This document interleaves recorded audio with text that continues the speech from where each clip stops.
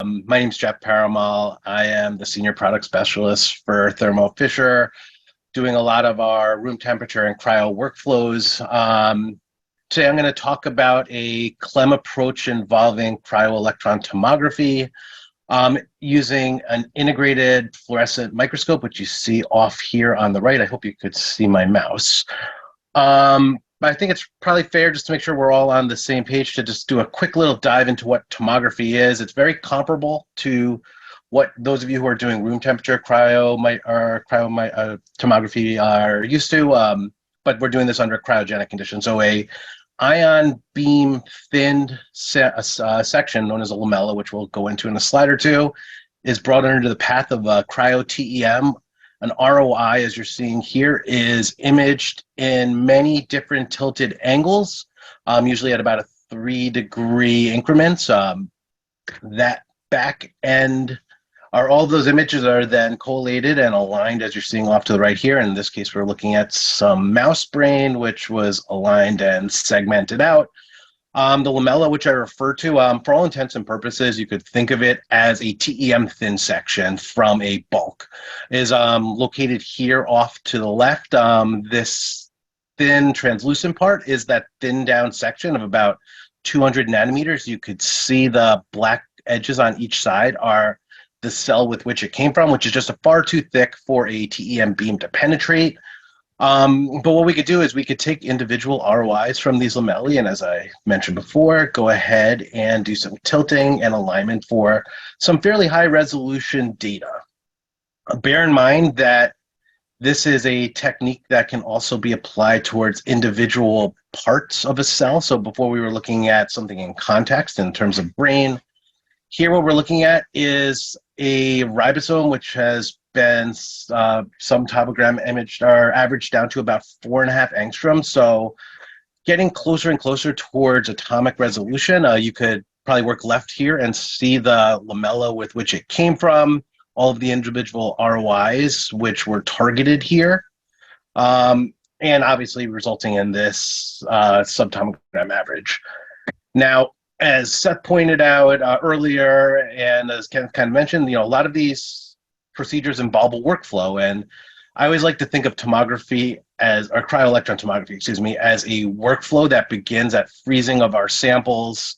While a lot of the resultant data acquisition happens in the cryo TEM, there's an intermediate step which is quite important, which is the focused ion beam, which is going to do the thinning from a 3 to 5 micron cell down to about 200 nanometers. Probably a good point right here to just take 2 minutes, probably even less, to dive into the anatomy of a fib. Fibs are very comparable to TEMs in the primary E-beam, which will drive right down a column. Where this will differentiate itself from traditional SEMs, though, is a second column, which usually sits on about a 52, 54 degree angle, depending on your fib. If we were to slice laterally through a fib, what we would see is, again, our primary E-beam, our focused ion beam, meeting at about 4 millimeters from each whole piece. That's usually known as coincidence. Our whole cells, which are frozen on grids, as we see here in D, are brought up to this point of coincidence. At that point, we have the ability, especially in the earlier tomography procedures which involved fibs, to essentially ablate above and below a fairly arbitrary point of interest, yielding this 200 nanometer lamella. The schematic above kind of depicts what we're seeing down here below. And up until the past couple of years, this has been a great approach to target places within cells somewhat arbitrarily. There are approaches of generating multiple lamellae, and as you can see here, we're getting great contextual information on things which we could easily visualize, such as Golgi. You can see a nice nuclear pore up here and bilayer of the nucleus. And this has been great. As I mentioned, the approach up until recent has been what I used to like to call blind milling, where you take a series of cells or a number of cells on a grid and mill through them all down to our 200 nanometers in hopes that a potential ROI is contained in one of these resultant lamellae. So as you see here, each of the burn marks on this grid does actually coincide with a resultant 200 nanometer lamella. So in this case, we're looking at about 12 grids or 12 lamella sites. If you play that out over a 3-micron cell, we're talking about 3%, 5% of the cell which remains. So if you're looking for a specific area, it becomes a numbers game. Let's cut a lot of lamellae and hope that our area of interest is actually there.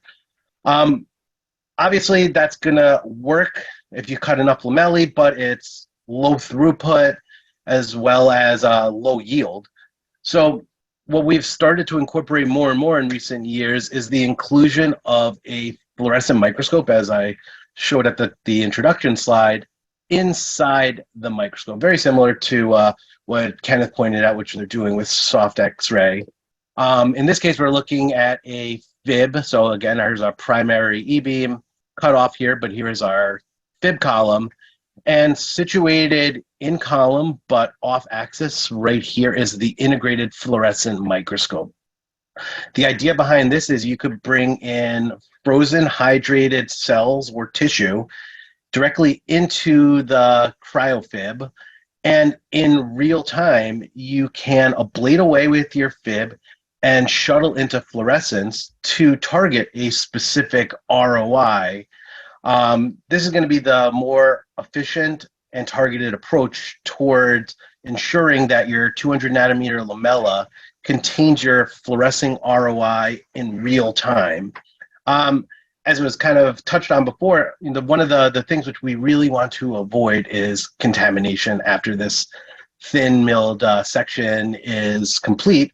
So to confirm inside this fib that we have this fluorescence is going to be critical.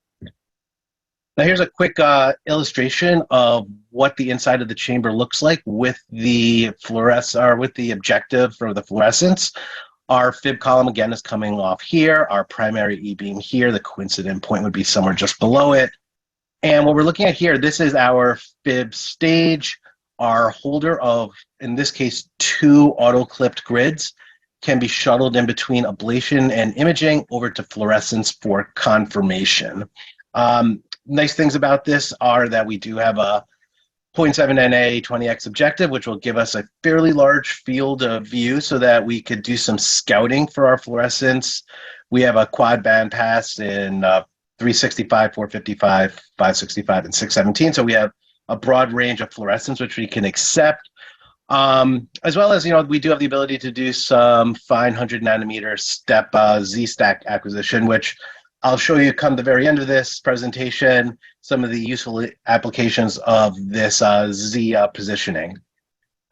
So essentially, a grid which has been cryo-frozen and transferred into the fib can be overview image. So this is about the complete diameter of a 3-millimeter grid. You can turn on your fluorescence in real time to help do some scouting. Now, in this case, every cell seems to be fluorescing pretty evenly, so you have the ability to somewhat arbitrarily select your cells, but we do have that ability to also select within where we want to do our milling. So in this case, we're looking at the view from the fib, so that's why this kind of looks a little oblique. Turning on the fluorescence, we start to now understand where, if in this case, this green is some mito tracker, if we wanted to target specifically there. And then the importance of it really starts to become clear. If we turned off the fluorescence, as we're looking down in these bottom left and bottom center panels, we do have some ability to do some visualization to see what's happening, but really to target, we really want to know where our fluorescence was initially. And that's the beauty of turning back on the fluorescence, so that we can confirm at this point that in this case, our green puncta remain inside of that thinned down 200 nanometer lamella.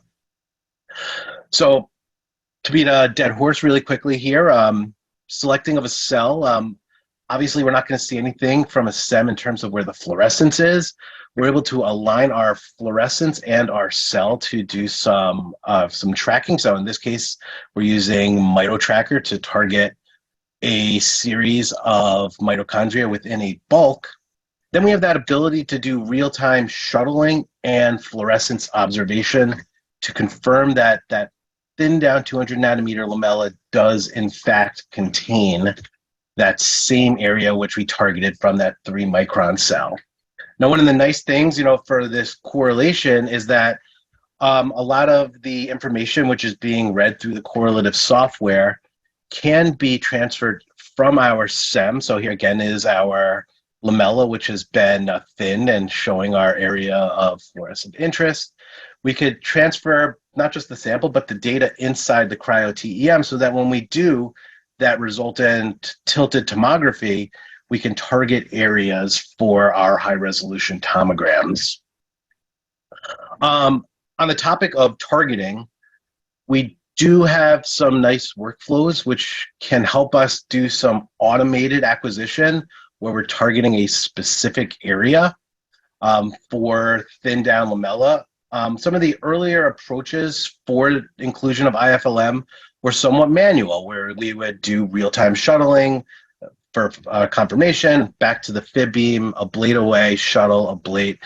And it works. It's foolproof, obviously, because we have a person saying that my fluorescence does remain. But after a while, we want to be able to improve the amount of automation in there, but also the number of lamellae which are being generated.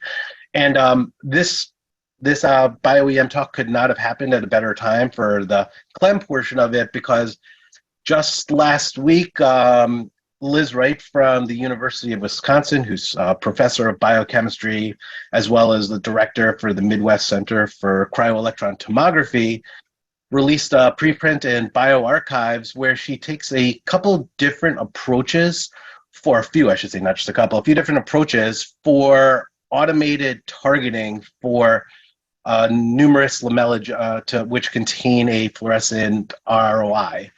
Now, there's a whole lot happening in here, and basically what I could do is boil this down to what we've seen previously from one of these other slides, or a SEM image off in the upper left is aligned against a fluorescent image. In this case, this green fluorescence which you're seeing are beads. Now, if you look at this yellow caret down here, this is actually a lipid droplet which is being targeted. Now, the idea behind this, now, if you think back to what I referred to of the ability to include some Z-steps within the IFLM, they're basically using a fiducial marker, which is the 1 micron bead, against a target, which is these lipid droplets. The Z-stack, which you're seeing in the second panel here, we identify an individual slice, in this case the 20-second slice, through this stack against a standardized bead to help us identify the angle against our fib beam to be targeted in this automated approach. Now, the first 2 steps are manual, so there's 2 rounds of this ablation to get us from full cell down to about 3 microns. At that point, after confirmation and realignment of our Z and target, the AutoTem cryo software, which is an automated software which allows us to basically apply this set it and forget it, will take the bulk of 3 microns down to 200 nanometers, which will, as Dr. Wright demonstrates, contain that fluorescent ROI. Another example here off to the right, similar approach. In this case, they were looking to identify a lipid droplet and mitochondrial contact point from a bulk down to a thin down area. I know I'm going up against time, so I'll just kind of speed this up and point out that the resultant tomogram, in this case you can see the 3D rendering, shows our lipid droplet off to the right here and the mitochondria. So this is a nice verification of this approach. And just because Ruching, I know you brought up tissue, I very quickly added a couple of slides in here. The IFLM approach for bulk tissue on lift out is applicable as well, where we're basically removing a bulk from a larger mass, welding it onto a TEM half moon, which is the recipient of these bulks. And then we have the ability to do some real-time ablation and confirmation. A nice example from Max Planck, Dr. Sven Klump was nice enough to help with some samples. In this case, these were high-pressure frozen Drosophila. You could see the bulk in A, B, and C. A specific Drosophila oocyte was identified, bulk removed, as we see off here in F, and then that process of ablation and shuttling to fluorescence happened sequentially till we got down to our 200 nanometer thin lamella, which could then be transferred into your Cryo TEM for that tilted tomography. Again, I know I'm running up against time, so I kind of cut a little bit out of it. I did want to thank you all. This QR code here has all my contact information in it. It's also an opportunity for those of you who are still on to get a free t-shirt. I'm sorry to do the shameless plug, but at the bottom of my contact, there's a link which you could click on. We'd love to send you a t-shirt. But yeah, with that, I will stop sharing. If I could find the stop, there we go. And I certainly would welcome any questions which you all may have. I appreciate the extra 19 minutes. I know we're all really darn busy, so thank you. Thank you, Geoff. Thank you for trying to keep up with the time. Any questions for Geoff? If not, I have another practical questions. Geoff, I assume this fluorescence microscope can be retrofitted for people who's already had a feed. Yes. A lot of the upgrades from the initial slew of Aquiloses which entered the field to the Aquilos 2, we've been putting a lot of IFLMs onto them.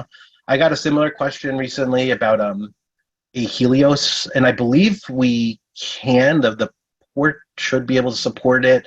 As you can imagine now, with these more recent purchases, people are buying the system with the integrated fluorescence already on there. But yes, a lot of them can be retrofitted.